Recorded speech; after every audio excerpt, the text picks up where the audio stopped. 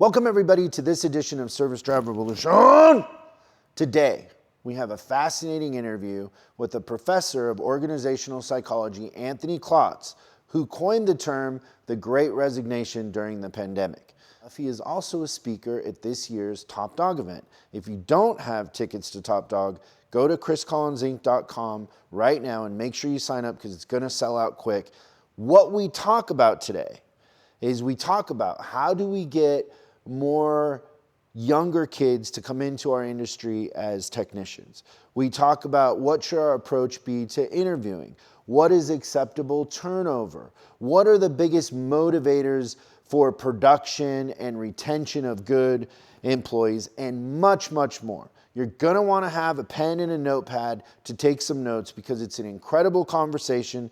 You're gonna take a lot away from it. It's gonna inspire you. Remember, make sure you sign up for Top Dog, and that's what's coming up right now on Service Drive Revolution.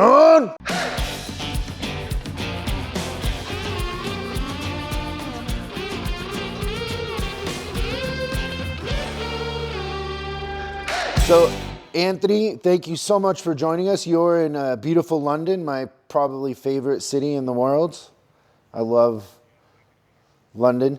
Do you experience the art there? Like, have you gone to the National Gallery and done all that? National Gallery, Tate Modern, and then, a lot of the street art in East London is pretty wonderful too. So soaking in all of it. Yeah, I was blown away how just the setup there with the government and the way they subsidize art, the scene there seems way more, I don't know, just bigger than what we have in New York or LA. It's incredible and very inspiring, super fun. Okay, so I gotta ask you this question right out of the gate. What is it like being a viral, sensation, or somebody who's coined something that became viral as you coined the Great Resignation, and then it kind of caught on fire? How does it feel to have that sort of impact on the world? It feels really strange, but sort of great at the same time. I mean, as researchers, a lot of the time our research and our ideas never see the light of day. And so our hope is that we have an impact on the real world instead of just the academic world. And so I don't take for granted that this isn't an opportunity that a lot of individuals get.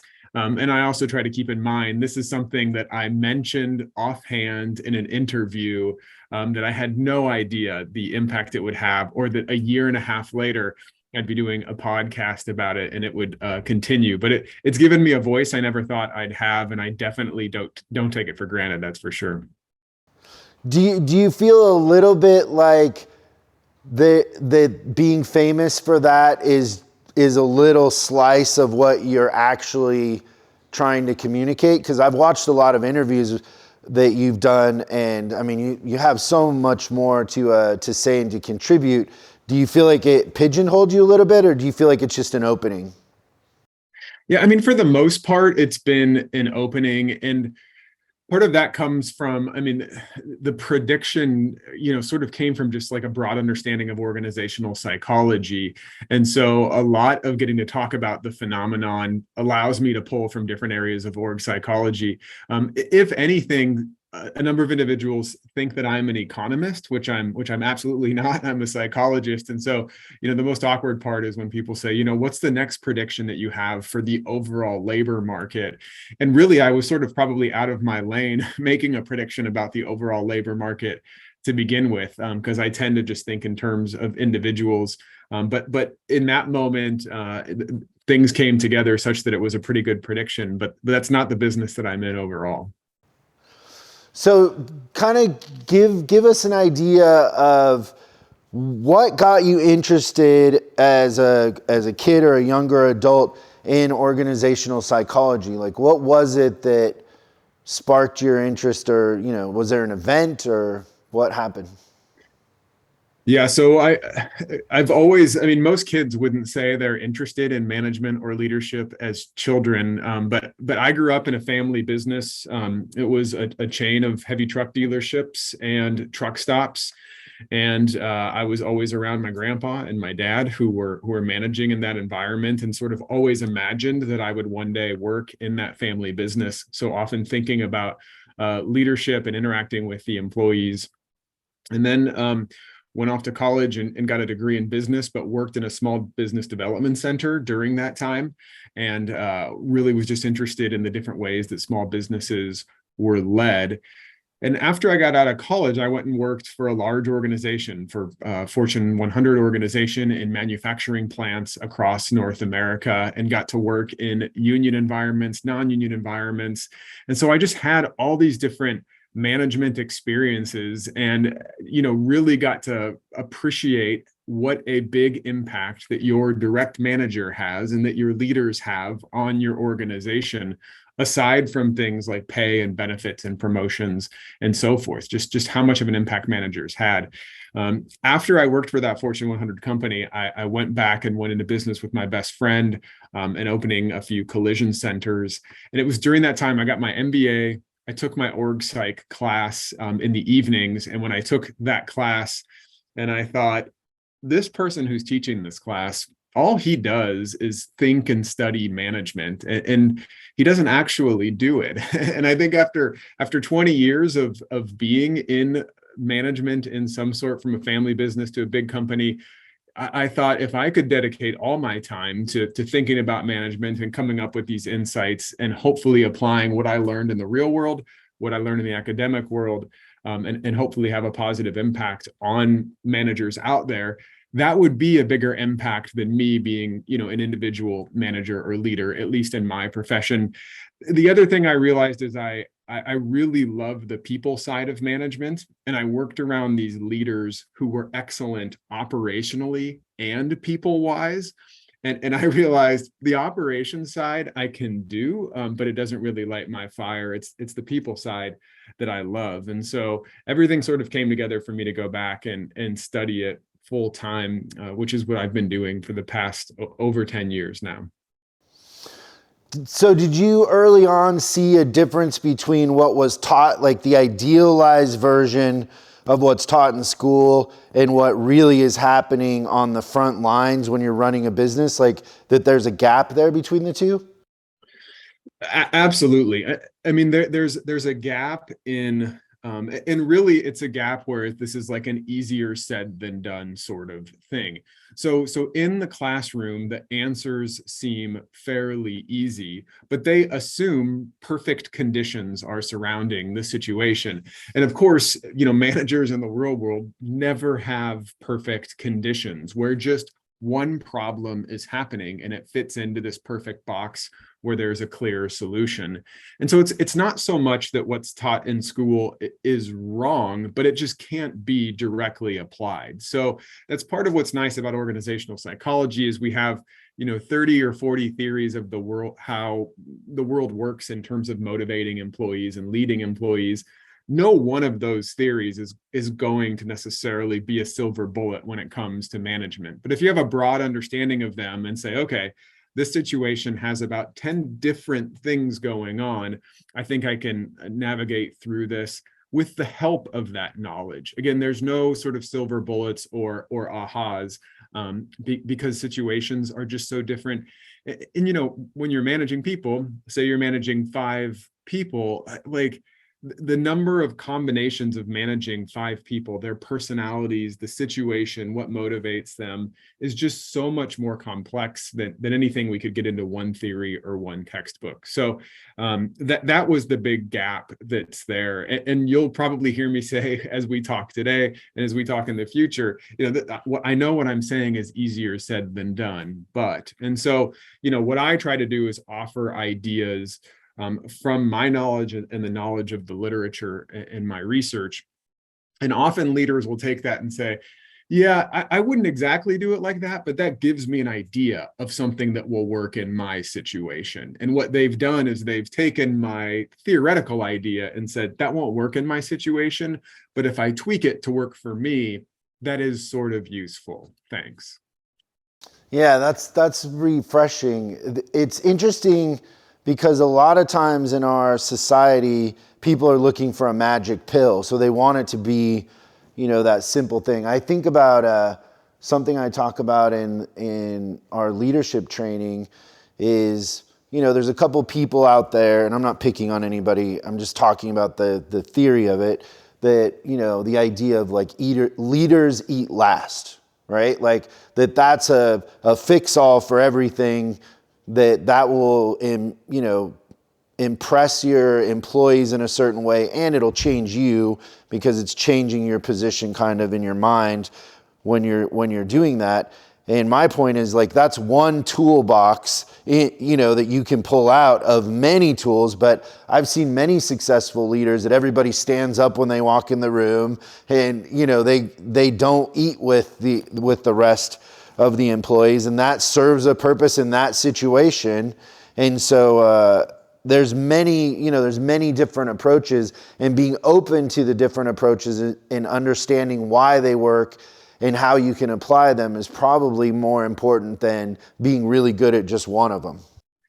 Yeah, I think that's spot on. And it's all about, having those toolboxes with you and having those skills, and then getting into a situation and saying, which of these tools are useful to me and which ones aren't, based on the situation that I'm coming into. Is this an established team that's performing well already?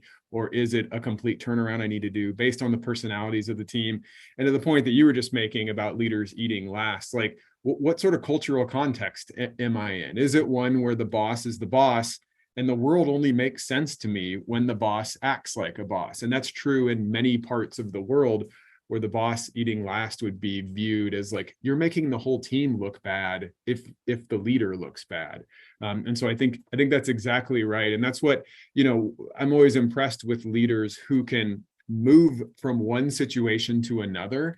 And you see, they're not using the same style in each situation. They're not making the teams and the employees conform to them per se. They're pulling different tools out of their toolbox and changing their style based on the situation to be successful. Yeah, I think the best leaders are the ones that are asking a lot of questions and trying to understand the situation, not impose their will initially. There's a time of fact finding and then imposing your will, but the fact finding sets up the other part, I think. Yeah, and there's all this talk about analytics right now, and what you just described is, to me, a form of sort of evidence-based management, of sitting and, when you're new in a leadership role, collecting data, not in the sense of like giving everybody a survey and analyzing it, but sitting back and seeing, what are the dynamics in this group? What is the situation that I'm in? And so often when I'm teaching MBA students, they're very gung-ho and ready to go. And they say, what's the first thing I need to do when I get into a new leadership role? And I say, shutting up is a good idea. Like just sitting with your mouth shut and watching the situation that you're in, and then deciding what you need to do is probably a good start. And that's a bit counterintuitive, because there's this thought that good leaders charge in and take control of the situation. But that's not necessarily true in the real world. Yeah, for a big part of my career early on, I would go into businesses that were underperforming or broken and turn them around very quickly. And one thing that I realized right away is, because part of the process was to interview all the employees, most of the time I learned more from the frontline employees, like the cashiers, customer service reps, shuttle drivers. They knew who was good, who was calling back, who was sleeping with who. They kind of knew more about everything. But when then I would sit with ownership and the managers, I knew more about what was going on than they did. They could have worked there 10 years and they really had never asked anybody on the front lines what they thought. The second thing is, I had all this equity because I just sat and listened to the employees. I could then go out, and even if what I was doing was a dramatic change, I had enough equity with them that they would give it a shot because I'd listened to them. And I think listening is probably the most important thing, not to show your cards at all. Because once you listen, also you can repackage what you're trying to do as their idea. A lot of times, I could say, well, you in the interview, you guys said this, so, and this is the answer to that, and they'd be like, oh, okay, yeah, you're right. So it gives you a lot of equity. Yeah, I think that's exactly right. And it's sort of strange. I mean, you mentioned listening, and I could not agree more. And listening has been around, right, since the dawn of time, and it's something that we all know about. And yet it's only now, I think, becoming recognized, especially in Western cultures, as a really powerful and impactful tool that leaders should have. And I was just suggesting the other day, like in our executive education and MBA education, this seems silly, but are we emphasizing listening enough? Because it's such a great tool, exactly what you said, for gaining information, but also for building trust. And we think for building trust and building relationships, we have to be the talkers, but it's actually a lot of the time the listening, because we all like to hear ourselves talk, and it's great when somebody wants to genuinely actively listen to us. That's a great way to build a relationship and build trust. Yeah, I think too, like I was lucky in the sense that I was really young. So I was like 24 when I started, and I was surrounded by older, experienced managers that I was coming in to tell them what to do, but I was a kid without a huge resume. And so I think me listening was out of almost being shy and a little insecure in the beginning. But what I realized very early on is if I said anything, it would be taken, and I wasn't controlling the narrative anymore because they would take it and run. Like, so for example, early on in one of the interviews, one of the employees asked me, "Are you going to change our pay plan?" And I said, "Oh yeah, we're changing all the pay plans." And then the next day I come in and everybody's going to quit, and we want to see the pay plan and there was no reason for me to say that. And I just learned that all I do is listen and just reinforce the positive until it's time to change the pay plan. And then when you're going to change the pay plan, you're packaging it with other things so they can see where we're going to end up. And it isn't, hey, we're just cutting, because that never really works either. So I think I got lucky because I was shy and a little insecure, I guess, with what I was doing. Because sometimes I would go back to my hotel and I would think like, I can't believe I'm doing this. Like they're listening to me. I'm a kid, So it's funny that I lucked into that, but it really was something I noticed early on that was my tool. The other thing about listening that I think a lot of people don't understand is if you're a good listener, it comes off as a little intimidating and people tell you more. So if you just listen and you don't tip your hat, people will tell you, "Oh yeah, no, I've been stealing out of the till." Or there's so many times that people would admit to things that you would never expect somebody to admit to just because I wasn't talking. It's funny. Yeah, there's this interesting discomfort that we have, me included, with dead air, with open space. And so if you have somebody who's really good at just sitting there, listening, and I think probably a lot of therapists have this strength, we tend to disclose more information than we normally would. And so, yeah, I think that's brilliant. I saw a thing the other day that was something that Steve Jobs did when he interviewed people, is he would ask a kind of weird question that wasn't really answerable and just see if people were quiet or if they had to fill the space. And if they had to fill the space, then he thought, well, they're insecure, was kind of his judgment there. Yeah, I would guess that if we gave those individuals like a insecurity survey afterwards, it probably would correlate pretty highly with his informal test. What do you think is the thing that most of us misunderstand about organizational psychology? That's a good question. I think most leaders see the value in organizational psychology, or I like to think are somewhat organizational psychologists at heart, because if you really enjoy leading, managing individuals, you realize that it's an act, of organizational psychology, getting to know each individual and getting to know how they respond in different situations. And that's it, these person and situation interactions that can happen in millions of ways, and trying to solve that and trying to put together a process for bringing out individual performance in that situation.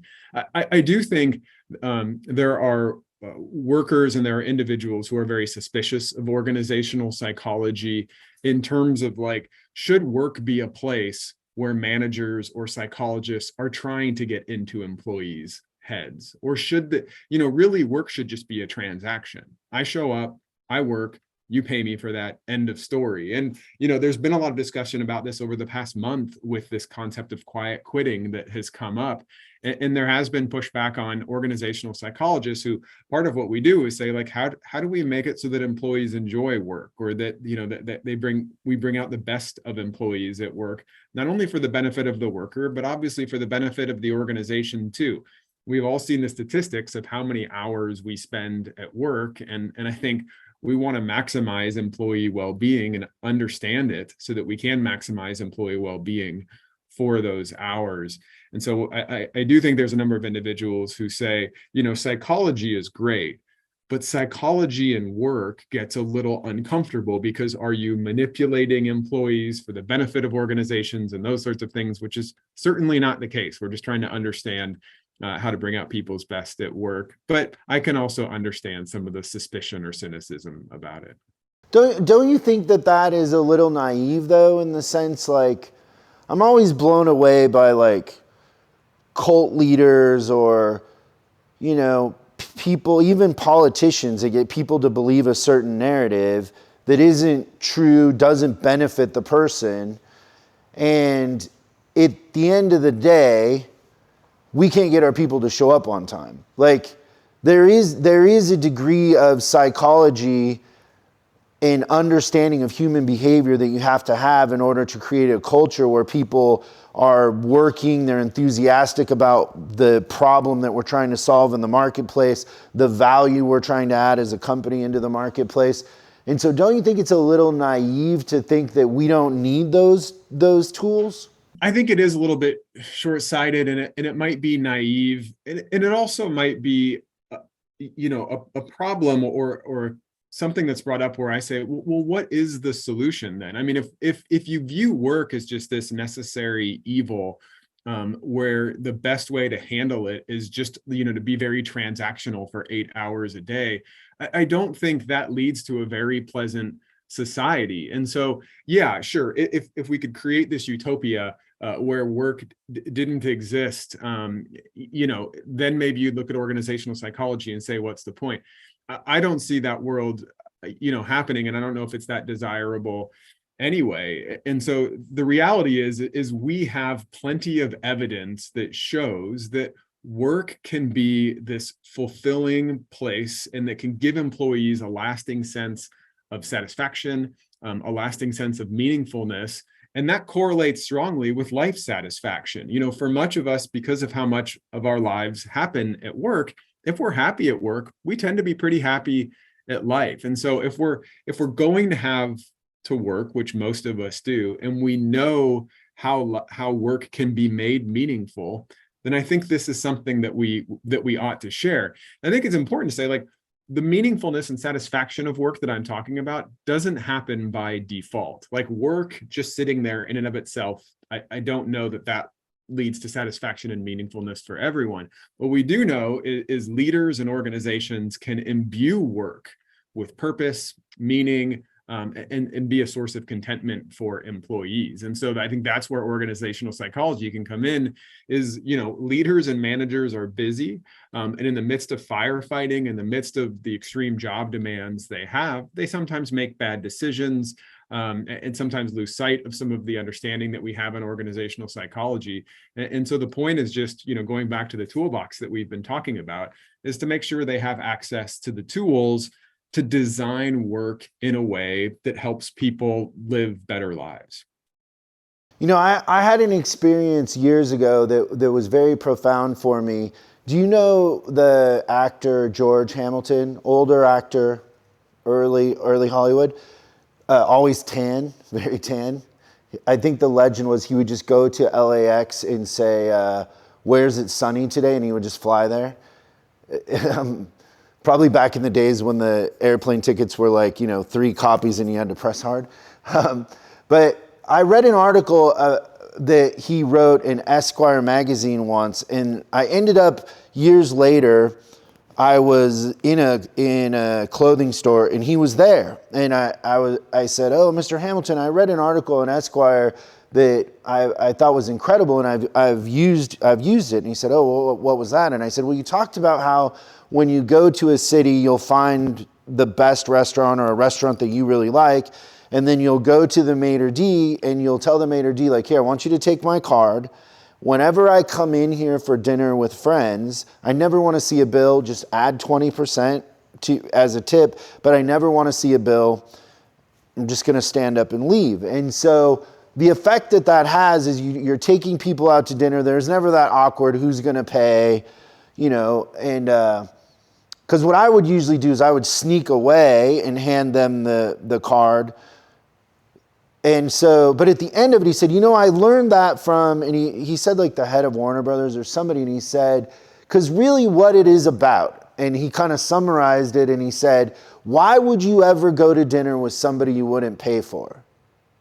And I think the same thing about work is like people, being a kid growing up, people would say, oh, it's just business, or, it's business. And I always thought, like, I'm killing myself here. How is this just business? Like, as I have evolved, I wouldn't have somebody working for me that I wouldn't take to dinner or consider a friend. And so this idea that we spend all this time at work, but it's just business, really most of the time is an excuse for, hey, I didn't tell you where you were messing up. I didn't coach you, but you're fired and it's just business. And it's poor leadership to me.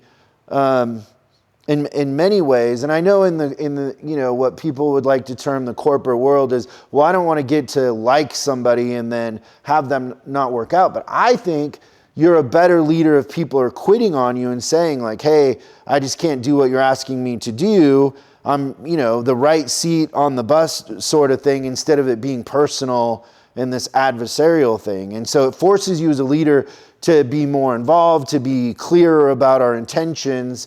But to say it's just business usually means there's some surprise coming that, isn't going to be the best for anybody. The part of that point is like management or leadership is about relationships. And sure, it's about leading a team to higher results, but a lot of it is about one-on-one relationships with your subordinates. And so much of your relationship with those individuals affects how they feel about how their day went and how their job is overall. It's not the only thing, but it's a big thing. And so if you're uninterested in creating positive relationships with the people who work for you, who work next to you, I would say you're probably a misfit for the management or leader profession. And I also think it's a little bit lazy is the word I would use for it as well. And a lot of people want to move up into the managerial ranks, and that's fantastic. But you're not signing up to be a powerful individual. You're not signing up for it, to be an individual contributor. You're signing up to be a relationship builder and a person who figures out what it is that makes each individual on your team thrive. And chances are it's not going to be the same thing for every individual. And so, yeah, I think that's a great point to point out that this is, we're in the business of relationships here. And if you don't want to do that, there's plenty of individual contributor roles that are probably well suited for you.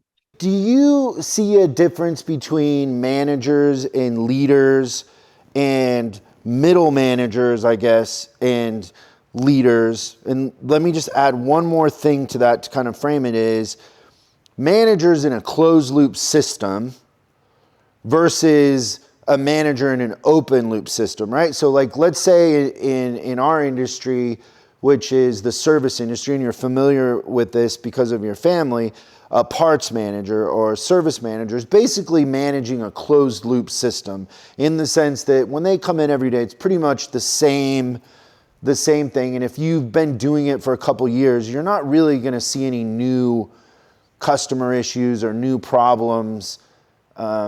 In a sense, like maybe the pandemic is a once in a lifetime sort of thing, but for the most part, it's the same thing over and over again, and it's a closed loop system. And so you're a manager, but not really a leader in that sense, because the role is closed. Do you have any thoughts on that dynamic? I do think about the distinction between leadership and management, but I do tend to use them interchangeably a bit as well, because it's, if it's a Venn diagram. If we drew the two circles, they would overlap quite a bit, but there is some distinction as well. And for me, if you think about outside of that closed loop system, like a leader, and I think we could talk about like executives versus middle managers, which is part of what you were asking about. I think the big difference is obviously executives still have management responsibilities, but they also have this extra duty to look out into the foggy future and see that future a little bit, and craft a vision, a compelling reason that the organization exists, and then how is it going to navigate that foggy future. And so I think a lot during the pandemic, and now more than ever, employees are asking, does my job have meaning? Does it matter that I'm doing this? Like, I want to have a sense of meaning and purpose at work. And a lot of times that needs to come from the top. And organizations have vision statements. Whether they actually live them and believe in them, it depends on the organization. I think right now, a lot of, coming out of the last couple of years, a lot of individuals are looking at their lives saying, am I living the path I want to live?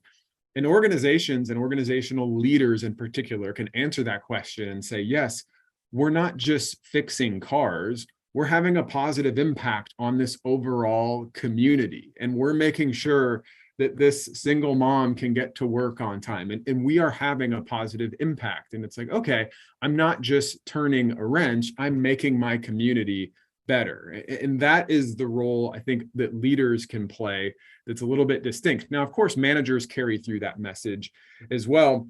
But in a closed loop system like you describe, a lot of it is about maintaining and then putting in place continuous improvement practices. So how do we just keep getting better at this, sort of set of processes that we're doing? And so it's a lot more tactical, I guess, from that perspective. So in terms of like looking out in the foggy future, thinking about the meaning of work and making sure the organization knows what that vision is, that's leadership.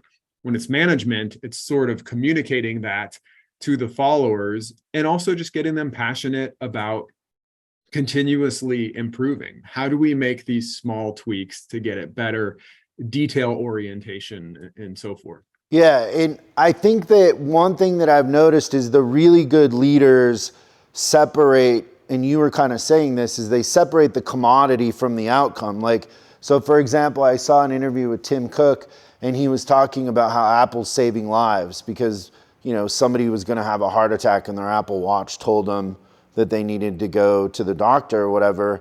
And it's like, Apple wouldn't be successful if they were selling hard drive space and RAM.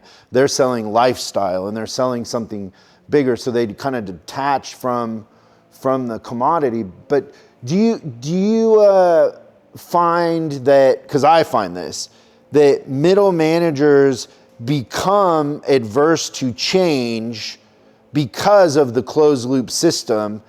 And a lot of, like, for example, in the automotive industry and in trucking, a lot of what we're doing because it was handed down from the person we worked for before, not because it makes sense. But we hold on to it, and it's a monkey see, monkey do sort of thing, is we hold on to that and we feel safe, or we kind of build this environment where we feel safe that we don't change. Even though the market is changing, consumers are changing, the technology is changing, we kind of hold on to this thing. Is that a condition of a closed loop system? So I think it's partly a condition of a closed loop system because it gets you in such a comfort zone. And it's partly the trapping of success as well. When you have something that works, that feels really good. And I know, we were talking about insecurity earlier. When I'm my most secure, I'm doing something that I've been successful at in the past. I know I can do well. I know it works. And my world makes sense to me. It gives me some power when I'm in that role. This is happening with the return to work tension that's happening right now. Like, lots of leaders are saying, this only makes sense to me if everyone is here in person. And what employees are saying and what other people are saying is, hey, the world has changed. You have to figure out how to lead in a hybrid system or a partially remote system or what have you. And I always say, like, the leaders who are pushing back on remote aren't being nefarious by doing that. They're not, but what they're saying is, like, listen, this system worked really, really well in person. And it made sense to me in person. And so I don't understand why we can't go back to that. And employees are saying, well, we like this better. And going back to your example in a closed loop, like, the world is changing around you, and it's hard to move away from your system rather than just saying, can't we just tweak it a little bit and it will still work? And it's like, no, there's a sea change here. We need to overhaul everything. And that's scary. So managers and leaders are in positions of power. And I don't know about you, but I like being in positions of power. And when most of us don't easily give that up, because it's like, not only is it comfortable, but it feels good to be able to control my destiny with power. And so managers and leaders are in positions of power. And so it is a little bit scary when, somebody tells you we have to change. And that's why the most, difficult part of organizational change in a lot of cases is just disrupting and pushing people out of their comfort zones. That initial step is so hard, which is sometimes why it's tempting for leaders to, like, create a crisis that maybe doesn't really exist in order to get people to change, or to say, and you hear this a lot coming out of the last few years, never let a good crisis go to waste, because there you have the evidence that everybody can see. The world has changed, everyone. So there's lots of organizations right now that are pushing through changes that they've wanted to push through for 10 years. But this is a good moment of disruption when we're out of our comfort zones already to keep pushing through change before the cement hardens again.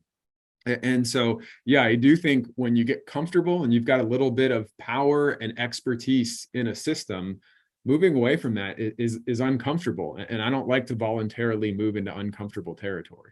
So it becomes kind of the Pygmalion effect, in the sense that you're doing it because you're getting that feeling of safety and you feel good. And so that becomes the habit, and then you stop looking for other stuff. It's interesting. I don't think, it's interesting how you describe power, because I never think of it that way, but it kind of makes me think. I always think about, the funnest thing for me is having a team, and then attacking something with the team. And then have you ever played craps in Vegas?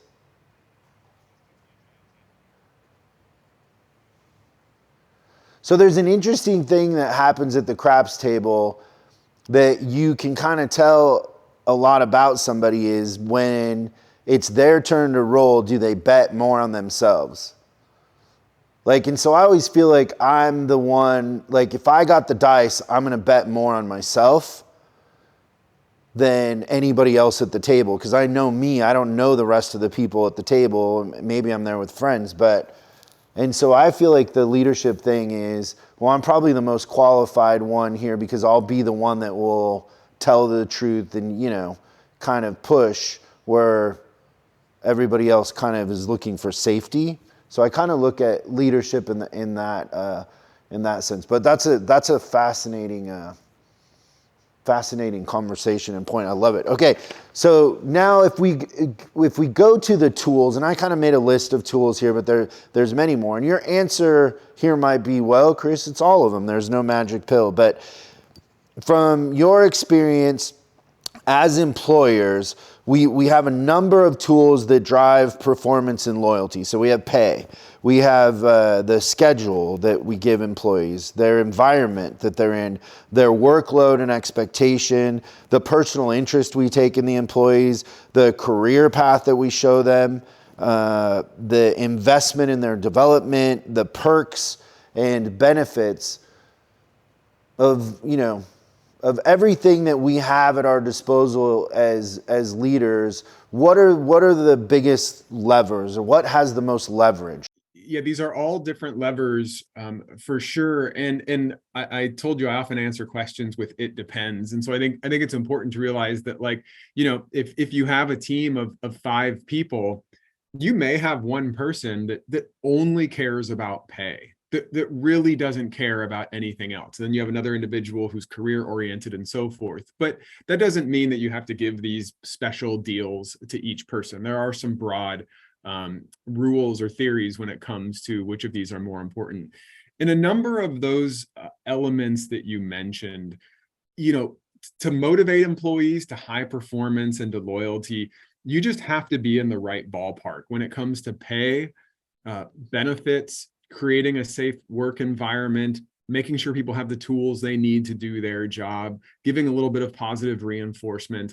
Like those sorts of things employees expect. And so there's no point in building out this wonderful career development program or anything really lofty if you don't have the right bases in place. So pay isn't everything, but if pay is way off, that's going to mitigate anything else you do. And so some of those more basic levers just need to be there to get started. So pay is the best example where, you need to be somewhat near market. But if you pay double market, you won't get double motivation or double performance. And the reason for that is, most individuals only think about pay every once in a while. And it's often maybe when it's promotion time or performance appraisal time or whatever it is. What are the elements of the job that employees come face to face with every day? It's the work itself, the actual job tasks that they do. Are those tasks challenging? Do they fit that person's skill set? So the fit between the individual and the job is really important. People have a fundamental need for competence. We want to do something that actually challenges us and makes us feel like we're good at something. And so the work itself is really important in finding individuals that fit that work.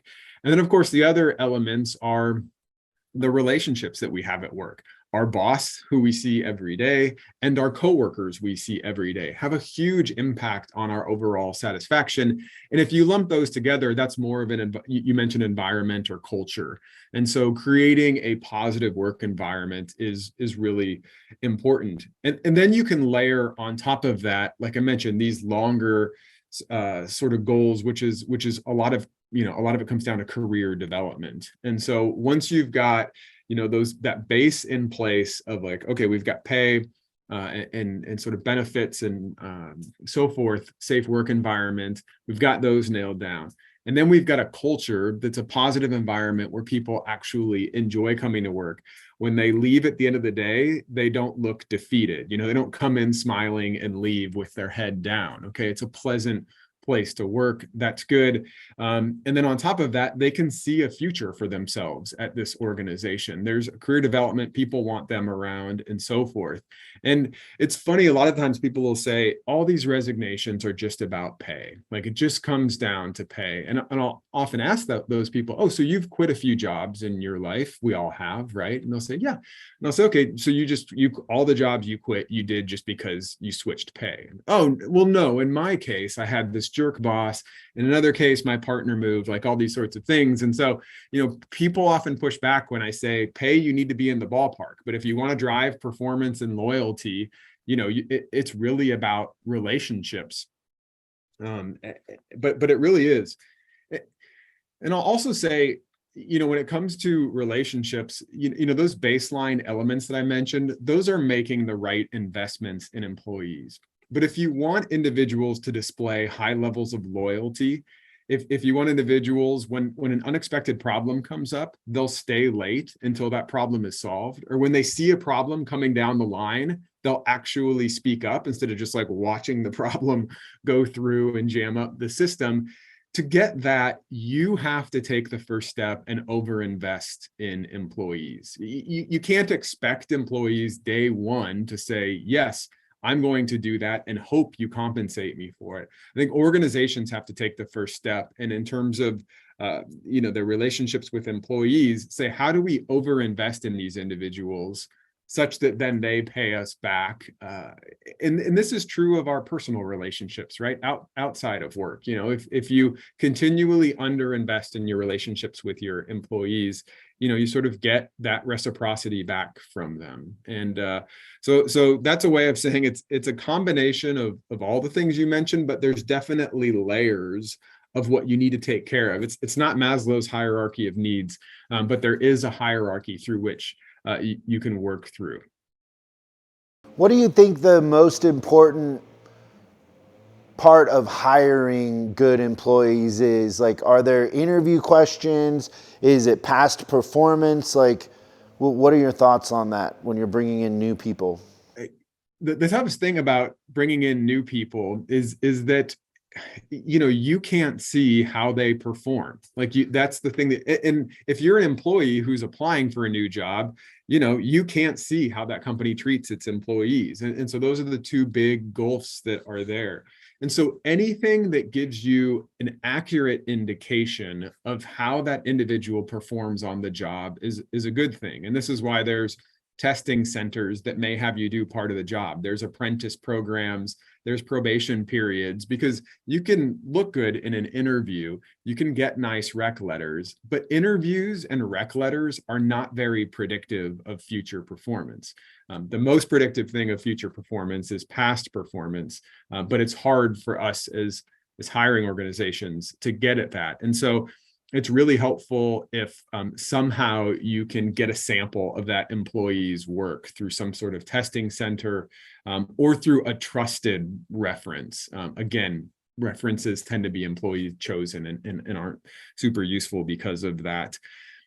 When it comes to interview questions, this sort of all ties into how well do you understand the job that your employees are doing? And so when it comes to interview questions, like if you really understand the job that you're hiring for, say it's an entry-level mechanic, you've been around mechanics and talked to them enough to know here are the elements that make a successful mechanic. And I don't know what those things are. And then in a job interview, you can say to that person, tell me about a time when you came across this problem. And let that candidate explain their thinking to you, how they solved that actual problem. And what I would encourage you to do is, instead of you as the leader saying, I think I know the answer, go to your best mechanics in the shop and say, if I give you this problem, how would you solve it? And you see how they solve it. And then you have the baseline for excellence. And then you can go say, okay, if you didn't know what you were doing, how would you solve this? And they can give you that answer. And then you sort of have a baseline for like, what's a great answer and what's an answer that somebody's sort of faking their way through. So I think every interview question that you write, the answer should hopefully predict actual performance in the job. And so maybe you're hiring folks out of high school, and so they wouldn't have necessarily experience. You can still say, instead of saying, tell me about a time when, you can just give them a hypothetical scenario and say, imagine yourself in this situation. And again, what you're looking for is not just an answer where you say, that sounds like a good answer. You're looking for the answer that your top performers have given you. And so I think often when it comes to building a good interview, go just, sit and watch what your best mechanics do, ask them about the problems they come across, and those become your interview questions. I mean, that's the standard for excellence. I love that. Okay, kind of a last question, but it's a bigger question, is the topic of turnover. And I saw you speaking on this, and you were talking about, turnover went from, I think it was 3% to 30%. I forget the exact number. But the thing that I find in the conversation of turnover is that it really depends on where you're at as a company. Like, so for example, if I go into a company that's losing $100,000 a month, I can tell you that the first year I'm probably going to have 50% or more turnover. If I go into a company that's making, is highly profitable, and they're just looking for the slight edge, I'm going to have should be zero turnover in a sense. And so where a company's at in performance determines the amount of turnover in my experience. Now, if I go into a company and fix it and I have really high turnover the first year, the second year that turnover should go down dramatically, and then over time it should be very, very low. But is your experience that it really depends on where the company is at? And then I know we have like a national number that would average all that together. But what are your thoughts on that in relation to turnover? I mean, I think it's important, and part of what you're saying is not all turnover is bad, right? I mean, we call it functional turnover. There's plenty of good turnover that happens, and that could be anybody who's a low performer or who's even an average performer but not improving. It's not the worst thing that they move on to a role that's a better fit for their talents than where they're currently at. And of course, when you walk into an organization that's underperforming, it could be that it's bad management, but it also could be that there's just some individuals that are in roles that are not the best fit for them. It's not their fault. It's not their fault. It's just a mismatch, and it happens in life. And so you would expect turnover to be high then. You also sometimes see high turnover in the case of great leaders who really develop individuals and send them on to better roles down the road. And so you can't just look at it and say, this person must be a bad leader because they have, they're losing individuals at a higher rate than these others. It could just be that they're really great at developing them, and that's part of their leadership style. And if they're good at replacing them, then that's fine. So I think it's important to acknowledge that there's functional turnover. And I think that's why, organizations have to take a deeper look at what goes on around the turnover event to say, is this a regrettable loss, or is it just part of the natural course of business, and we're actually going to grow stronger through this loss? And as part of this Great Resignation, there's been a lot of leaders who have said to me, the economy is going to start going downhill, and that means the Great Resignation will end, because people won't be able to quit their jobs. And we're sort of seeing that now. And I say, you're absolutely right, but that doesn't solve the problem for you. Because if the Great Resignation is happening, and let's say 30% of your employees who want to leave actually leave, that's a problem. You don't want to lose 30% of your employees. But let's say 30% of your employees want to leave, but the economy is so bad they can't. So those 30% of employees who don't like working for you keep working for you. That's potentially a bigger problem. And so turnover isn't necessarily a bad thing. And there are healthy levels, and it goes up and down. Obviously, if you're a large organization, you can compare across your facilities, and turnover may give you an indication of where there's a problem, but you have to investigate. And I think one thing I'll say pleased about over, this goes back to the first question you asked of going viral and how have I felt about that. It's really opened up this conversation about resignations and turnover. And companies invest so much in onboarding and bringing employees on, and they completely ignore the offboarding process as a chance to learn. Maybe they do an exit interview, but that's pretty much it. And so a lot of what I talk to organizations about is I know it's painful when an employee says that they're leaving, especially a top performer, but you can learn a lot from an employee leaving in terms of how they leave. If you have a top performer leave, but she gives 2 months notice and says, keep in touch and everything's positive, that's tough to leave, but obviously there's a great relationship with the company there. Now, let's say your top performer doesn't give any notice and just walks off the job. Often we say she must be the problem. Why did she walk off the job? But some of my research has shown when people walk off the job, it's almost always an issue that they have with their manager that caused them to do that. And so I guess what I'm saying is, there's no one level of turnover that's the right level for your organization at a given point in time. I think it just depends. But I do think organizations need to do more work to learn from turnover and to treat employees a little bit differently when they leave the organization. Yeah. So in the trucking and automotive industry, we have something going on where kids growing up just aren't, fixing cars on the weekend. They're not aspiring to be mechanics.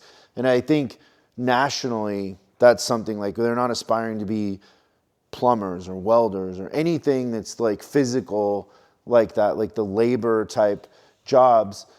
What do you think we could do as an industry to get more kids to want to come into our industry as mechanics? That's a big challenge, and I don't think there's a silver bullet to fix it. I do think there are some branding issues that could be fixed with some of these jobs, and especially when I think about the automotive repair industry is, we've been using the term mechanics, some would say technicians, or some of these other terms, but increasingly these jobs are really like, project manager jobs or engineering jobs or crafts people jobs. And you do see, I think, a number of individuals thinking about like, I don't want to work at a computer my entire life. Like, part of the great thing about jobs like a plumber or a mechanic is like at the end of the day, you can turn around and say, I did that. Like, I had an impact. And there's research that shows that that's motivating, as opposed to a lot of other jobs where at the end of the day, you think, did I actually do anything? Like, did these 8 hours make a difference? And so I think part of it is a branding challenge. I think part of it is also, especially as these dealership groups become larger, is that this is actually the start of a career in this great industry that's a little bit recession proof much of the time as well. And so you can come in as an entry level worker in the parts department or an entry level mechanic. And, you and I could probably go back and forth and name 20 different career paths, all that end up in satisfying or near or over six-figure work that you can reach from that level. And so it's not like, so if you come in as a mechanic and you become the best mechanic in this system, you're going to make a very healthy living, But if you decide like, that's actually not what I want to do, I want to, do something more white collar. Yeah, we can transition. Like, in fact, you can go do sales for a couple years and then come back to being a mechanic, or you can move into parts. And so part of the advantage large organizations have is that they can cross train employees, and over the course of your career, you can move on to these different challenges. And so part of it is not just like, if you're a plumber, you're probably going to be a plumber, for most of your career. In the case of dealerships, I don't think that's the case. There's like a lot of different elements.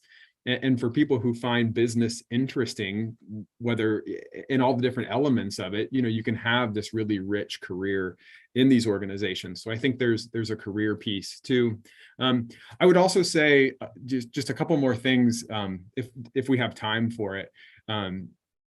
I would say, when it comes to remote work, I think that misses the conversation that should be happening right now. We should be having conversations about flexible work schedules. And I don't know if the automotive industry, if dealerships have been as creative with schedules as they could be. I think there's a lot of different ways that individuals want flexible schedules now. And because dealerships are not necessarily, they often operate like manufacturing lines, but they can get creative. Do you need to have 8-hour or 12-hour shifts? Or can you give people 4-day work weeks, 3-day work weeks, these longer schedules? Part of why people are drawn to careers like firefighting is because you can cram, your schedules into 2 or 3 days. And so if you talk to your employees and say, if you could drop your dream schedule while you still are working 40 or 50 or however many hours a week, what would that look like? And they may drop something and you're like, no, we cannot do that. But they may drop something that if you're open-minded, you may be able to do.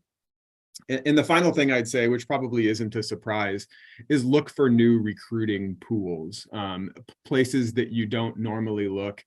And over the past year and a half, one recruiting pool that's gotten a lot of attention is the recruiting pool that is your former employees. So boomerang employees. At some organizations, up to 25 to 30% of new hires are people who once worked for the company. And remember earlier, we talked about, the toughest part about hiring employees is you've never seen them perform before. That's not true of your former employees.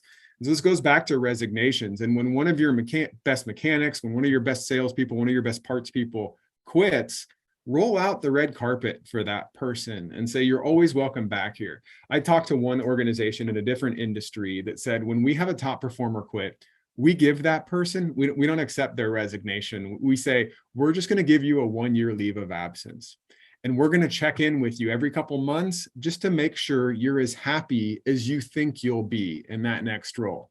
And if you're not, just come on back. It's no problem to us at all if you need to explore that. Because the research is clear from our standpoint. The grass is often not as green as it looks when people switch jobs. And so there's a perfect opportunity to say one of our best recruiting pools is also our former employees. And so let's keep in touch with them. And in that period of 0 to 1 years, that's maybe the perfect time. And then going forward in the future as well. That's genius. I love that.